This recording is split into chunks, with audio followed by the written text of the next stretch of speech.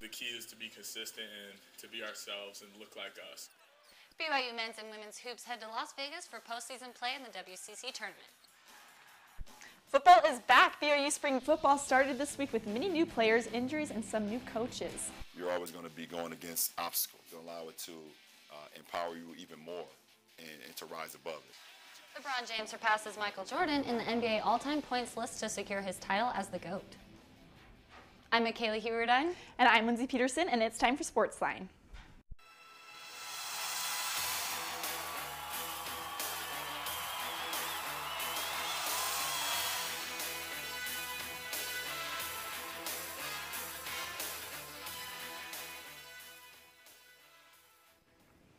It is spring, it is March, spring football is here, baseball is here, but then I look outside and it is snowing. I was so disappointed this morning when I was walking here and there was just snow coming down. Totally wish I could have gone with the men's and women's basketball teams. It is a big week in BYU men's basketball as the West Coast Conference tournament is underway in Las Vegas. BYU earned the 3rd seed in the tournament, which means their first game is tomorrow. Pacific and Portland were already eliminated from the tournament in yesterday's games.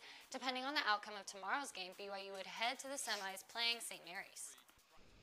Men's basketball heads to Vegas for the WCC Championships. Reporter Ben Winters caught up with some of the players and Coach Rose to tell us how they stand against the other teams in the tournament. Ben, are the Cougars ready for postseason play? Well, Michaela, March is the month we've all been waiting for, the madness that continues night after night. The Cougs cannot wait for their chance to shine. The men's basketball team has earned a number 3 seed in the 2019 WCC Basketball Championships. That's what's so exciting about March. You know, that's where players want to play. You know, that's what's so exciting about it. You lose, you go home, you're done. And we have so many winners on our team. We have guys that have won a ton of state championships, guys that have really excelled in these type of games, and I think that really translates.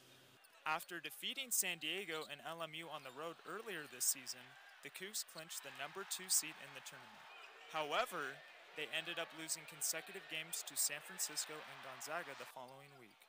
It seemed to be that BYU would end up with the 4th seed, but San Francisco lost its last 3 regular season games, while the Cougs beat San Diego on senior night.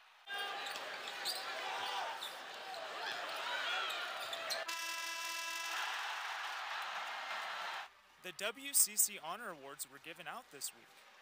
Childs made all WCC first team, which makes it his 2nd straight season. Childs averaged 20 points and 9 boards a game. Haas made the 2nd team by averaging 18 points and 5 assists a game. Gavin Baxter made the all-WCC freshman team. He did not play in the last regular season game due to an illness. Coach and players expect him to be back at full strength for Saturday's game. I mean, first day back, first competitive session, 8-minute session, had 3 blocks right at the rim. I mean, he's got great basketball instincts, especially on that defensive end around the rim. The Cougars will face the winner of tonight's game, San Diego versus Santa Clara. Good luck to the Cougars as they prepare to play tomorrow in the quarterfinals at the Orleans Arena at 10 p.m. on BYU TV. Back to you guys. Thanks, Ben. The women's WCC tournament is also happening in Vegas this weekend with BYU as the 2nd seed. BYU trails the number 1 seed Gonzaga, who are the reigning champs. The Cougars will play on Monday for their first game in the tourney. If they win, they will go on to the conference championship on Tuesday afternoon.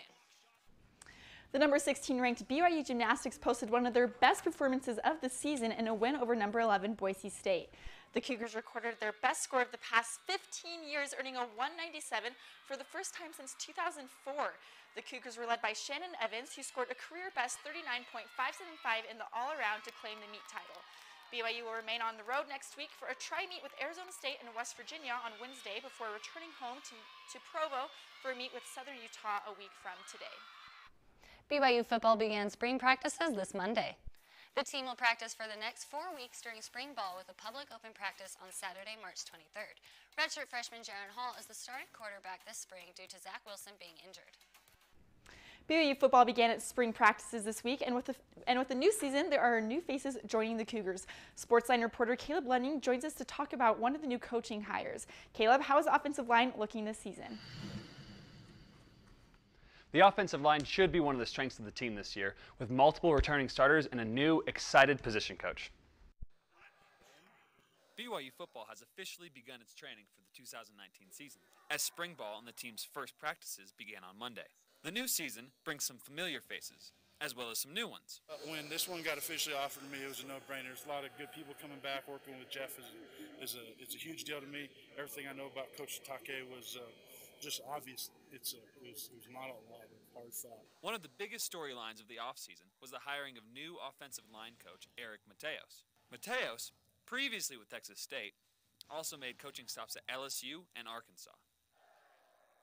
The offensive line has 3 returning players who started all 13 games last season, with Brady Christensen, Tristan Hodge, and freshman All-American James Empey. Empey says that although he did not know much about the hire, he trusts his coach's decision. I knew that our staff really respected him, and they passed that message along to us. So, and if they respect him, then we knew he was a stand-up guy and a really good coach. His goals for the team include playing with confidence, playing fast, and always knowing what they are doing. Everybody's got strong guys. Everybody's got big guys. It's the guys that strain to finish that are really elite, and that's what we have to get this group to.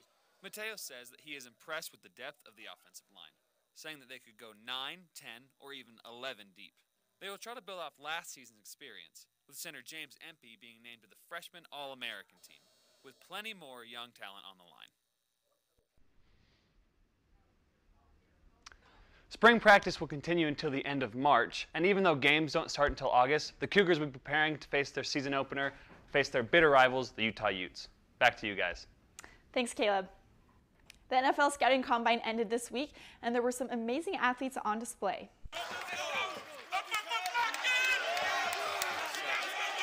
Wide receiver DK Metcalf turned some heads with his 27 bench press reps, and defensive lineman Quinnen Williams blew up social media with an incredible 4.83 40-yard dash and 6.7 overall prospective grade. BYU's own linebacker Sione Takitaki showed that he could not only talk the talkie, but walk the walkie as well. He got a blazing 4.63 40-yard dash and a prospect grade of 5.08, giving him a better than average chance to make an NFL roster. The Baltimore Ravens have released free safety Eric Weddle from the last year of his contract after Weddle asked for a pay raise to stay with the team. Weddle was the defensive leader at Baltimore and was considered the field general of the NFL's top-ranked defense. He's also a 6-time Pro Bowler. The contract release seems to be amicable on both sides, with both Weddle and the Ravens general manager speaking positively about each other. Weddle states he considered retirement after the release, but has decided to continue playing in the NFL courtesy. The Salt Lake Stallions lost to the undefeated Orlando Apollos in a snowbound game this Saturday. Despite Orlando not being in their typical environment, they beat the Stallions 20-11. With the loss, Salt Lake falls to 1-3 on the season, but they are still only 1 game outside of first place in the Western Division of the AAF. The Stallions face the San Diego Fleet in a Western Division game at 6 p.m. tomorrow. A heroic comeback in the Champions League. A VAR awarded penalty right at the end. Up steps Rashford and fires it in. We'll tell you why this was such a controversial win. Find out how a sports information director became a BYU legend and why his legacy will continue to live on. See on page 4 that the projections need to be earthquake next Thursday. Seriously? Thursday? Can't do that. This is really inconvenient. I have yoga that day. I have no time for this. So. I can't do Thursday, but I can do Friday. Disasters don't plan ahead. You can. Talk to your loved ones about how you're going to be ready in an emergency. Don't wait. Communicate.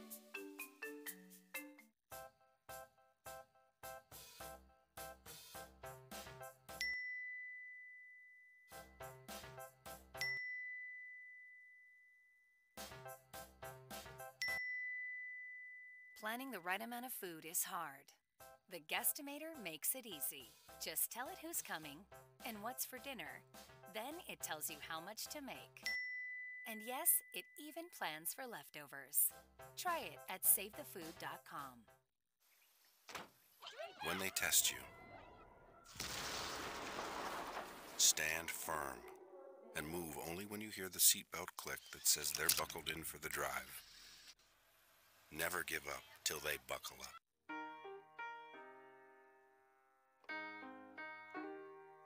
Can't change, even if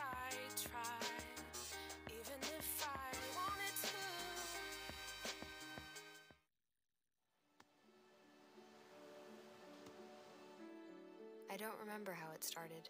Go to that. Our back and forth. It always came back. Dad! You probably don't remember what you told me. That was perfect. But I heard every word.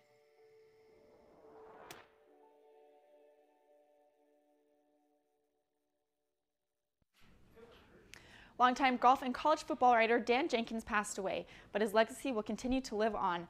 Jenkins covered professional golf and college football for Sports Illustrated before moving to write for Golf Digest during his 60-year career in professional sports. Jenkins, who was inducted into the World Golf Hall of Fame in 2012, is survived by his wife June and their 3 children. Manchester United shocked PSG in the round of 16 to advance to the Champions League quarterfinals Wednesday night. A VAR awarded penalty right at the end. Up steps Rashford and fires it in. Man U was awarded this game-deciding penalty kick in the 90th minute of Wednesday's match after a controversial handball was called against PSG. The win sends Manchester United into the quarterfinals and marks the first time a team has ever come back from a 2-0 home defeat in Champions League history. All 28 members of the United States women's national team filed a gender discrimination lawsuit against the U.S. Soccer Federation. The lawsuit comes after a long battle against the Federation on their institutionalized gender discrimination. The players state that the discrimination has affected paychecks, how they trained, the amount of games they had to play, and even access to medical treatment. The number 23 makes history again. Find out what milestone he accomplished and which superstar he superseded. The fastest Jazz player in history to reach 3,000 points will tell you why this was such a big milestone.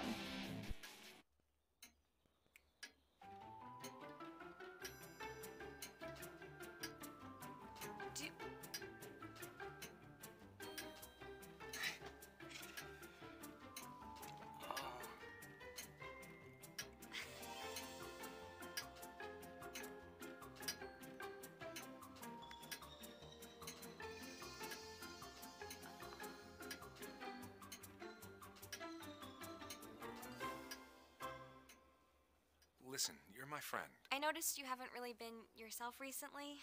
Yeah, I feel like something's up. How are you? Are you okay? Is there anything you want to talk about? I just want to know how you're feeling.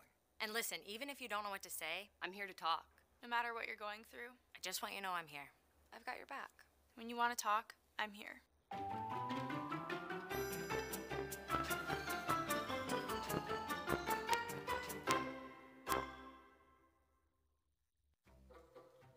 They call me Maxie, but I prefer tripod. I was your above-average four-legged homie, and then wham-bam minivan. Some people pity me. Now that's lame. I still run, fetch, and swim. And the ladies love me. I'm the ultimate wingman. Just don't ask me to high-five.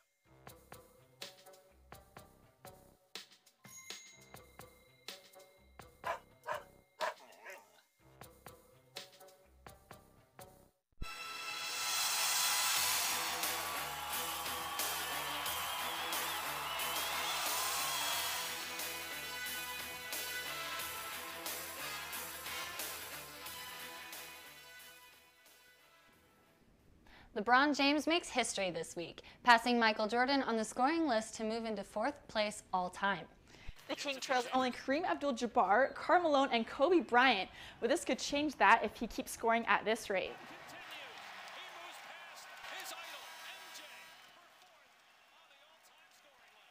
James currently sits at 32,311 points, only 1,300 points behind 3rd place Kobe. And now it's time for Cougar Chatter. Kelsey, what did the internet have to say about LeBron passing Jordan? Even before the big moment happened, social media started to buzz. The King himself posted this before the game. Can't even front, this is gonna be unreal. Wow, man. Seems like he knew it was about to happen, and happen it did. This picture from SportsCenter shows the emotional moment after. Social media blew up with posts congratulating the King, but the cutest thing to come out of all of this was a retweet by LeBron. A video from students who attend the school he opened for at-risk children in his hometown of Akron. In the video, 2nd and 3rd graders tell LeBron congrats for passing Jordan and getting that number 4 spot. And the icing on the cake, Michael Jordan had a message for LeBron James saying, "I want to congratulate LeBron on achieving another great milestone during his amazing career." So LeBron is only trailing 1,332 points behind Kobe. How long do you think it'll take him to snatch third? Tweet us at NewsLine with what you think will happen and for more on LeBron's big day. Donovan Mitchell became the fastest Jazz player to score 3,000 points after scoring 22 in Wednesday's game against the Pelicans. I mean, that's one confident shooter. He lost a handle, and Donovan's going to race it to the rim for a little showtime. One hands it. Mitchell set the new Jazz record by reaching the mark in only 139 games, 11 games less than the previous record holder, Darrell Griffith, who did it in 150 games. Mitchell is leading the Jazz in scoring this season, averaging over 23 points per game. Coming off of Wednesday night's win over the Pelicans, the Jazz will remain on the road to take on the Grizzlies in Memphis tonight. This will be the 4th time the Jazz have played the Grizzlies this season, with Memphis winning 2 and Utah winning 1. The Jazz currently sit in 6th place in the Western Conference standings, only 2.5 games back of the 3rd place Thunder. Last night in the NBA, 2 rivals, the Trailblazers and the Thunder, went head-to-head with the Thunder pulling an impressive 129-121 win. Fans were up in arms against Thunder All-Star guard Russell Westbrook after several skirmishes with Blazers center Yusuf Nurkic led to Nurkic being ejected from the game. Nurkic and Westbrook first tangled after Westbrook shoved and tripped Nurkic. Fans don't expect the bad blood between the teams to be resolved anytime soon. The swimming and diving season for BYU just came to an end, and they went out with a record-breaking splash. Sportsline reporter Lindsay Carroll has more on how their final meet went down. The Cougars competed in the MPSF Swimming and Diving Championships at the end of February and proved their success is not just a stroke of luck. Everything just goes quiet, and it's just me and that black line, and it's just an incredible feeling. Swimming and diving require an immense amount of skill, endurance, and practice to be competitive, especially at the MPSF Championships. And the BYU dive team dominated the competition, taking home 1st place, and for the first time in BYU history, had every diver qualified to compete at the Zone E Diving Championships.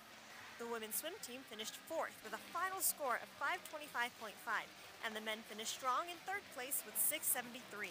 And we went in there with high hopes, and a lot of people swam really well, and it was a good meet overall. And it was a record-setting meet for some of the freshmen.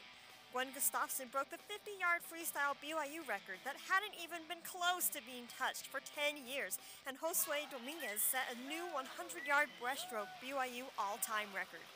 Sophomore Ryan Sorensen also swims the 100-yard breaststroke and holds the 3rd all-time BYU record in the same event behind current teammates Josue Dominguez and Levi Jensen.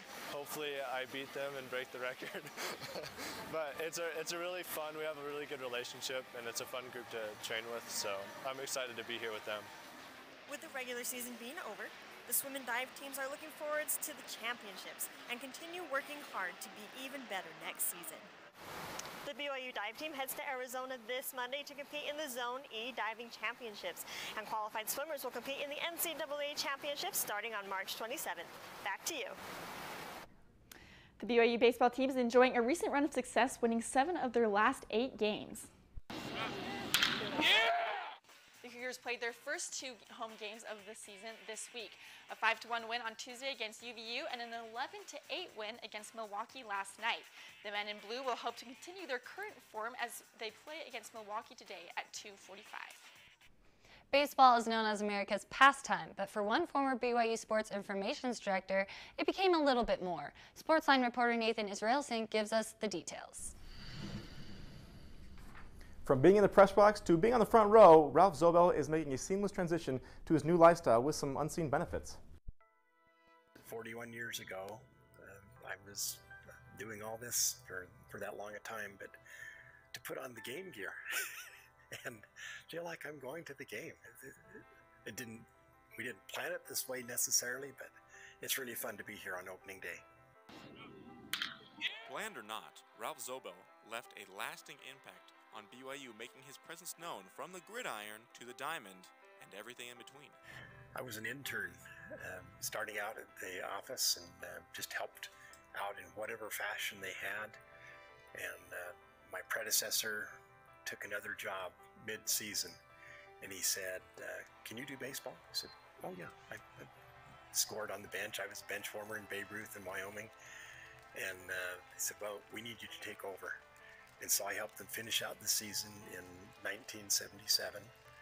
And then the job opened up, and I didn't have my degree yet. And my predecessor encouraged me to apply for the job. I said, well, I don't have my degree yet. And he said, you're good enough. Apply. And retirement has also afforded something to Ralph that he did not see coming, but means everything to him. my younger brother also had to retire. He was a dentist. And last August, he was fortunate to get a heart transplant. And so I was able to drive down to Texas and assist him in that recovery. And still, I'm on call to assist my brother. And I wouldn't have had that opportunity had I not been retired. So I'm grateful for that. Ralph has also spent a great deal of time traveling the world with his wife, but he says that he wouldn't miss a home game for the world. Back to you guys. We'll show you who earned our top plays of the week next. And also in our predicts, we're talking about the WCC tournament, and we'll update you on the tournament schedule. Truth is, I'm impressed. I haven't been asked such intelligent questions in a long time. Nice.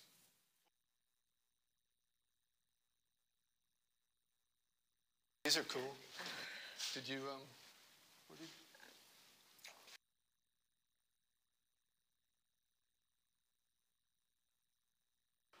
What?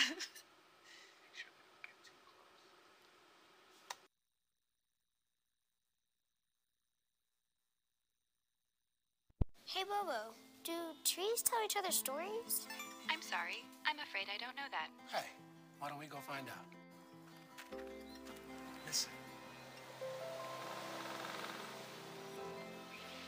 Can birds draw pictures? I don't have an answer for that. Dad, do stars visit their friends? Look!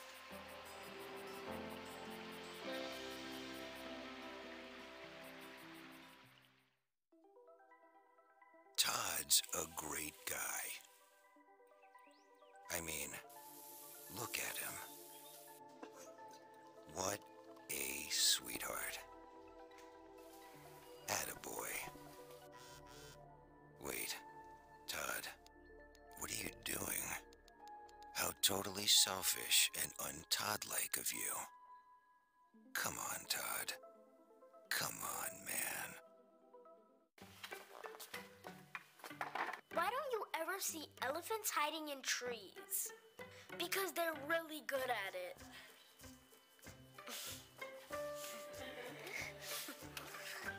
Yeah, I get it. Testing. Why did the girl ask the mushroom to dance? Because he was a fun guy.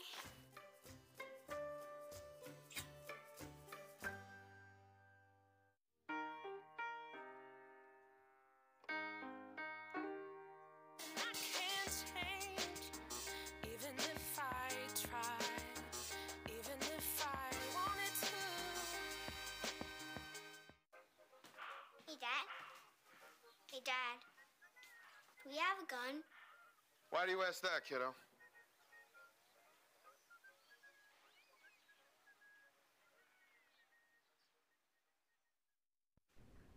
Now it's time to look at the best plays from this week of sports.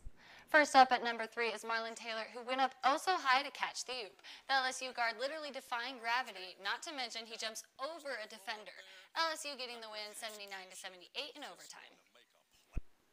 For number 2, we head to golf, where D.A. Points shot an incredible hole-in-one on the 7th. But it seems luck was with Points, as he went on to tweet that he actually mishit the ball. I'm sure he won't be complaining, though. All's well that ends well. This week's number 1 play goes to La Session of AFC Ajax. The sumptuous free kick topped off an impressive comeback win against champions Real Madrid. The final score was 4-1, this goal being the best of them. All right, we have talked a lot about BYU basketball tournament this weekend, men and women's WCC tournament in Vegas, but I am just curious to hear everybody's thoughts on where the Cougars will end up. 2012, that was the last time a team not named Gonzaga won the men's championship in the WCC tournament. It's Gonzaga's time. There's no Cinderella story this year for the men. The women, however, they got a real chance beating Gonzaga twice this year already. I expect them to win the championship this year. Yeah, I was at one of the Gonzaga home games. I really think they're going to take it, the women's team. I mean, I don't know. I think Shaylee's going to lead them, even though she's only a freshman. I think she's done great, and I think the team's going to win. I also agree with you, Nathan, that I don't think the men's team is going to win. I think they're going to go one more game. We'll find out who they play, but I don't think they'll beat Gonzaga overall. I'm going same thing with the women. I like them to win the tournament. They beat Gonzaga twice, and I think this is their year. They're going to go to the big dance. For the men, this is Gonzaga's world. We're just living in it. Gonzaga's going to win. I like BYU to make the championship game, but they're not going to take that one. Okay, women, they'll take it. I have faith in them. Men, I'm a little nervous. First, they got to get past probably San Diego tomorrow, and then St. Mary's, and then Gonzaga. So to even make it to the championship game, it's a little scary, and then there's nobody in Gonzaga. Tough sledding. Yeah, seriously. Okay, here are BYU sports reminders of the week. Baseball and number 10 men's volleyball play doubleheaders today and tomorrow. Baseball versus Milwaukee and volleyball faces UC Irvine. Men's basketball plays in the WCC quarterfinal matchup at 10 tomorrow night. The women's basketball team also at the WCC tourney plays in the semifinal matchup on Monday. That's Sportsline for Friday, March 8th. Thanks for joining us. Have a great day and go Cougs.